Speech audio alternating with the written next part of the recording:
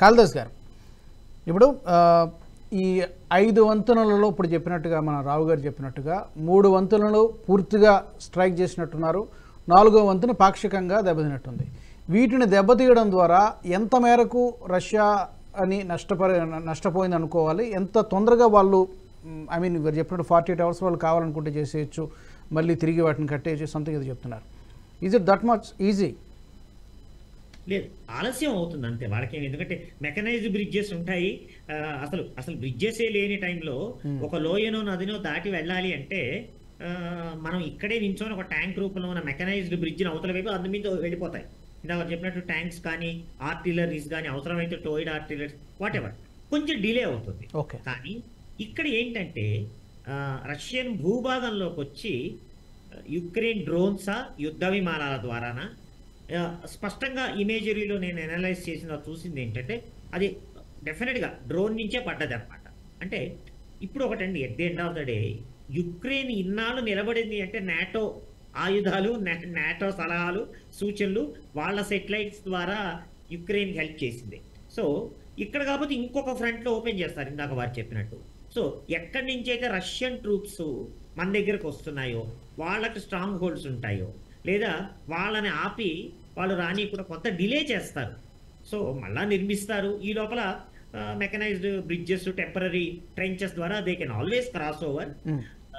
కాకపోతే ఆ రీచబిలిటీ లోపలికి వెళ్ళి కొట్టారు.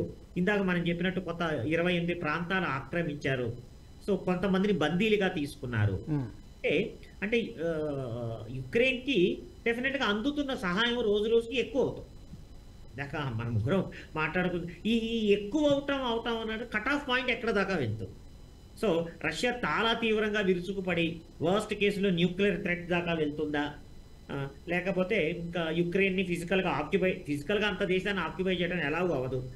ఐ థింక్ 12-13 లక్షలు 9 to 10 lakhs ఫిజికల్ ఆర్మీ ఉంది. ఎన్ని డివిజన్స్ ఎగ్జాక్ట్గా తెలియదు. బట్ సో ఫిజికల్ ఆక్యుపేషన్ ఉండదు, ఫిజికల్ డిస్ట్రక్షన్ మాత్రం ఉంటుంది. టెంపరీగా హాల్ట్ అవుతుంది. ప్రపంచ దేశాలు ఇప్పుడు 2 రకాలుగా అండి, డిప్లొమాటిక్గా కూడా యుద్ధపరంగా యుక్రెయిన్ నాటో సహాయంతో అటాక్స్ చేయటం ఒకటి, డిప్లొమాటిక్గా కూడా ప్రెషర్ పెరుగుతోంది. ప్రపంచ దేశాలన్నీ కలిసి యుఎన్లో తీర్మానాలు చేయటం కానీ ఇక్కడ అంటే ఆ ప్రెషర్ని మెడవంచటం అనేది వెళ్తుందా, పుతిన్ ఎంతవరకు వింటాడు? ఎందుకంటే గౌరవప్రదమైన సంధి కావాలి ఒకటిదాకా వస్తే. ఈ స్థితిలో ఓటమిని ఒప్పుకునే పరిస్థితులు అయితే రష్యన్స్ ఉండరు, చాలా నగుబాటు అయిపోతుంది. అందుకని కొంచెం ఆధిపత్యం తెచ్చుకొని అప్పుడు ఫుల్ స్టాప్ పెట్టడానికి ప్రయత్నం చేస్తే అప్పర్ హ్యాండ్లో ఉన్నప్పుడు యుద్ధాన్ని ముగించాలని బహుశా అనుకోవచ్చు, కానీ అది రావాలి. ఇప్పుడు ఇంత దాకా వచ్చిన తర్వాత డెఫినెట్గా రష్యా పరువు పోయిందండి. యుక్రెయిన్ నాశనం అయింది, రష్యా పరువు అయితే చాలా వరకు పోయింది. 3 ఏళ్ళు పట్టడం ఏంటి యుక్రెయిన్ కంట్రోల్ చేయలేక? ఎవడైనా పసిపిల్లవాడు అడిగినా ఆన్సర్ ఏమి ఉండదు అక్కడ. సో వాళ్ళు ఎక్స్పెక్ట్ చేసిన దానికన్నా రియాక్షన్ ఎక్కువ వచ్చింది. జెలెన్స్కీ కూడా మూర్ఖంగా మొండి పట్టుదలకు పోయి దేశాన్ని స్థితికి తెచ్చాడా? ఎస్, నన్ను అడిగితే తెచ్చాడు. అంటే గోటితో పోయేది గొడ్డల దాకా పోయింది. సో ఎక్కడో అక్కడ యుక్రెయిన్కి పోయిందేం లేదు. సో ఇలా ఇప్పుడు ఏమవుతుందంటే ఇందాక వారు చెప్పినట్టు స్ట్రాటజిక్గా యూరోపియన్ నాటో దళాల స్ట్రాటజీ, వాళ్ళ ఆయుధాలు F-16లు వచ్చి, స్టెల్త్ బాంబర్స్ వచ్చి రేపు. సో రష్యాకి నిలబడి నువ్వు ఎంతకాలం అన్నా యుద్ధం చెయ్యి, నేను కూడా యుద్ధం చేస్తాను అన్న ఒక మనోధైర్యము వాట్ ఎవర్ జెలెన్స్కీ దగ్గర మొండి పట్టుదల ప్లస్ నాటో సప్లై చేస్తున్న దాంట్లో. సో ఏదో ఒక స్టేజ్న వాళ్ళిద్దరూ కూర్చొని మాట్లాడుకోవాల్సిన పరిస్థితులు వస్తాయి. అది ఎంత తొందరగా వస్తే అంత ప్రపంచ శాంతికి మంచిది. కరెక్ట్. పరమేశ్వర్ గారు, ఈ ఆర్థిక మూలాలను దెబ్బతీసేటువంటి ప్రయత్నం జరుగుతున్నట్టుగా తెలుస్తోంది. సో ఈ రష్యాలో ఆర్థిక మూలాలను దెబ్బతీస్తే మనం వాళ్ళకి అట్లీస్ట్ పూర్తిగా దెబ్బతీయలేకపోవచ్చు అన్న సంగతి వాళ్ళకి తెలుసు. వాళ్ళ కెపాసిటీ ఏంటో తెలుసు, వీళ్ళ కెపాసిటీ కూడా జెలెన్స్కీకి బాగా తెలుసు. బట్ ఆ ఆర్థిక మూలాలను దెబ్బతీయడం ద్వారా ఎంతో కొంత సైకలాజికల్గా బలహీనపరిచేటువంటి ప్రయత్నం చేస్తున్నారు. ఇది యుద్ధపరంగా మంచి మూవ్ అయ్యి ఉండొచ్చు. ఏ మేరకు దెబ్బతీయగలుగుతారు ఇప్పుడు రీసెంట్గా జరిగినటువంటి పరిస్థితులు, పరిణామాలు చూస్తుంటే మనకి? అంటే మీరు చూడాల్సింది యుద్ధంలో ఒకడు బలమైన ఉంటాడు, రెండోవాడు తక్కువ బలమైన ఉంటాడు. సమోజీలు జనరల్ గా ఎప్పుడు యుద్ధాల్లో ఉండరు. సో ఇక్కడ యుక్రెయిన్ తక్కువ బలం ఉన్నవాళ్ళు. సో ఇప్పుడు ఏంటంటే వాళ్ళు చేసేది ఏంటంటే ఈ పర్మనెంట్ గా డ్యామేజ్ చేయలేకపోతే ఏం చేస్తారు, యుక్రెయిన్ చేసేవన్నీ డిలేయింగ్ టాక్టిక్స్ అండి. ఇంకో రెండు రోజులు సో ఇందాక రావు గారు అన్నట్టు కాళిదాస్ సార్ అన్నట్టు బ్రిడ్జ్ మళ్ళీ చేసుకోవచ్చు. కానీ దానిలో వాళ్ళు రిసోర్సెస్ పెడతారు కదా.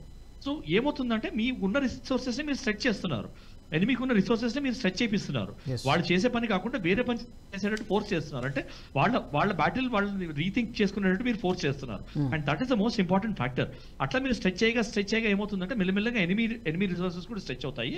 స్ట్రెచ్ అయిన తర్వాత then they will be force to negotiate. ఒక స్టేజ్ వచ్చేసరికి ఇది ఎక్కడికి తగ్గట్లేదు, మనం నెగోషియేట్ చేద్దామని టేబుల్కి వస్తారని. ఇవన్నీ basically that is a strategic aim అండి యుక్రెయిన్ చేసేది. సెకండ్ థింగ్ ఏంటంటే at this critical juncture when Democrats వస్తారని అంటున్నారు, రిపబ్లికన్స్ వస్తారని అంటున్నారు, డెమోక్రాట్స్ ఇప్పుడు పవర్ లో ఉన్నారు, వాళ్ళిద్దరికి వాళ్ళు ఒక మెసేజ్ పంపించాలి యుక్రెయిన్ వాళ్ళు. మీరు మాకు ఇన్ని పైసలు ఇచ్చారు, ఆ పైసలు ఇచ్చినవి మీకు వ్యర్థం కాలేదు, చూడండి మా మోరల్ ఇంకా హై ఉంది, మేము ఇంకా ఫైట్ చేస్తున్నామని ప్రూవ్ చేయాలి ఒక పాయింట్ వాళ్ళు. అందుకని ఇది కరెక్ట్ ఎలక్షన్ టైం పట్టుకున్నారు వాళ్ళు. Basically it is a message to the US voters also that ఇగో మీరు సపోర్ట్ చేస్తున్నారు, మేము సస్టైన్ అవుతున్నాం వార్లో ఒక మెసేజ్ ఇవ్వడం కూడా అవుతుంది. సో ఇవన్నీ స్ట్రాటజిక్ గా ఏం లో పెట్టుకుని, అదర్వైజ్ మీకు చెప్పుకోవాలంటే చాలా స్టూపిడ్ మూవ్ అండి ఇది. ఈ టైంలో వాళ్ళు ఎప్పటి నుంచో వాళ్ళు చర్చలు కావాలని అడుగుతున్నారు యుక్రెయిన్ వాళ్ళు. సడన్ గా రష్యా తయారైన తరుణంలో నౌ ఇట్లాంటి టైంలో ఇంత సీరియస్ అటాక్ చేయడం అనేది ఒకటి స్ట్రాటజిక్ బ్లండర్ అనే చెప్పుకోవచ్చు. కానీ ఏంటంటే they are forcing their hand. మిగతా కంట్రీస్ ఏవైతే ఉన్నాయో అవి they are forcing their hand. ఇప్పుడు మీరు ఆల్రెడీ చూస్తారు రిజల్ట్. మోదీ గారు 30th వెళ్తున్నారు యుక్రెయిన్ కి. ఆఫ్టర్ సో మెనీ ఇయర్స్ ఒక ఇండియన్ ప్రైమ్ మినిస్టర్ యుక్రెయిన్ వెళ్తున్నారు. అలా వెళ్ళినప్పుడు he will give a very strong message. Modi గారి గురించి తెలిసిందే, he will not go pass time and come back. And ఆయన టైం పాస్ చేయడానికి వెళ్ళలేదు, ఆయన వెళ్ళి ఒక స్ట్రాంగ్ మెసేజ్ ఇద్దరికి ఇచ్చి వస్తారు గ్యారంటీగా. సో ఇలాంటి విస్తారాన్ని యాంటిసిపేట్ చేస్తూనే జెలెన్స్కీ చేసిన ఒక క్యాల్కులేటెడ్ రిస్క్ అని చెప్పుకోవచ్చు. It's calculated risk or it is a calculated risk where is anticipating all these moves. ఖతార్లో టాక్స్ అవుతున్నాయి, మోదీ గారు వస్తున్నారు, ఇలాంటివన్నీ జరిగేటప్పుడు నేను ఇలాంటి చేశానంటే నా నెగోషియేటింగ్ పవర్ పెరుగుతుందని ఒకటి చేశారు. సో నన్ను అడిగితే పెద్ద రిస్క్ తీసుకున్నాడు కానీ, క్యాల్కులేటెడ్ రిస్క్ తీసుకున్నాడు కానీ it may pay of and ఈ మే గెట్. ఎందుకంటే వాళ్ళ సోల్జర్స్ చాలా మంది ప్రిజనర్ ఆఫ్ వార్ అయ్యారు. ఇప్పుడు రష్యన్ సోల్జర్స్ ని కొందరిని తీసుకున్నారు. సో ఏంటంటే మీ ఒక సోల్జర్ బందీలుగా ఉండడం వల్ల, యుద్ధ ఖైదీలుగా పెట్టుకోవడం వల్ల వీళ్ళు ఏమైనా ఈ నెగోషియేట్ చేసేటప్పుడు ఇది ఏమైనా కీలకమైనటువంటి ఫ్యాక్టర్ అవుతుందా? Oh yes human prisoner of war, ఒక్కొక్క ప్రిజనర్ ఆఫ్ వార్ ని చాలా స్ట్రాటజీగా యూజ్ చేసుకోవచ్చండి. అన్ఫార్చునేట్లీ మన హిస్టరీలో India is only country where we have not used prisoners of war as a strategic advantage. మిగతా కంట్రీస్ అన్ని ప్రిజనర్స్ ఆఫ్ వార్ ని స్ట్రాటజిక్ అడ్వాంటేజ్ గానే యూజ్ చేసుకుంటాయండి. So that is the main reason. Bangladesh వాళ్ళు 90,000 మందిని పట్టుకొని ఫూలిష్ 96,000 సార్, 96,000 మంది. So అదే అంటున్నాను కదా, అందుకే మన కంట్రీ సాల్వ్ అయిపోయింది. ఇందిరాగాంధీ గారు కనుక unless you get out of Kashmir నేను వీళ్ళని వదలని ఒక్క మాట చెప్పుంటే చాలా గొప్ప పరిస్థితి మరోలా ఉండేదేమో ఈ రోజు. మధ్యలో ఇంటరప్ట్ చేస్తాం. Correct. So it is a strategic move అండి. The way I look at it, ఇప్పుడు జరుగుతున్న మూవ్స్ బట్టి చూస్తే it may pay off. If it pays off, Zelensky has taken a very calculated risk అని అందరూ అంటారు. కానీ if it doesn't pay off, దాని మూల్యం కూడా భారీగానే ఉంటుంది, దానికి కూడా సిద్ధంగా ఉండాల్సి ఉంటుంది. అంటే he's got nothing to lose అండి. అంత నాశనం అయిపోయిన కంట్రీ, మట్టు కనిపించేశాడు ఆల్రెడీ కంట్రీని ఆయన స్టూపిడిటీ తోటి. సో ఇప్పుడు వస్తున్న సపోర్ట్ అంతా అమెరికా నుంచి వస్తున్న సపోర్ట్, నాటో కంట్రీస్ నుంచి వస్తున్నటువంటి సపోర్ట్ తప్పితే వాళ్ళకి సొంతంగా ఏమీ లేదు ఫైట్ చేయడానికి, అంతే కదా? ఒక్క సెకండ్ కనుక వీళ్ళు వెనక్కి తగ్గితే అక్కడ ఫైట్ చేయడానికి ఏమీ లేదు, అంతే కదా? వాళ్ళ దగ్గర ఇప్పుడు నాటో స్టాక్ పైల్ ఉందండి. ఆ నాటో స్టాక్ పైల్ యూజ్ చేయడానికి పర్మిషన్ కోసం పుష్ చేస్తున్నాడు ఆయన. ఇప్పుడు యుద్ధం స్టార్ట్ అయిందంటే he knows Russia will hit back. Russia hit back అయ్యాక యుఎస్ఏ ఆ ఎంబార్గో ఎత్తాలి. That is where he's leading to. Either రెండు రిజల్ట్స్ ఉంటాయండి. రష్యా హిట్ బ్యాక్ చేస్తుంది, హిట్ బ్యాక్ చేసాక ఒకటి all the countries will push for negotiations, మాట్లాడండి table మీదకి వచ్చి పీస్ టాక్స్ చేయండి అని అంటారు. రెండు, USA and NATO countries will lift that embargo on NATO weapons.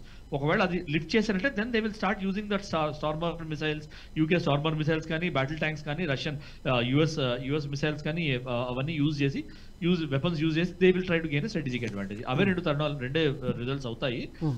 They are hoping for the best out of that అండి. ఓకే. ఈ video మీకు నచ్చినట్టయితే లైక్ చేయండి, 10 మందికి షేర్ చేయండి, అలాగే కామెంట్ల రూపంలో మీ అభిప్రాయాలను మాతో పంచుకోండి. Nationalist hub group of channels ను సబ్స్క్రైబ్ చేసుకుని తెలుగునాట జాతీయవాద జర్నలిజాన్ని ప్రోత్సహించండి. ఈ వీడియో కింద ఉన్న బెల్ ఐకాన్ పై క్లిక్ చేయడం మర్చిపోవద్దు.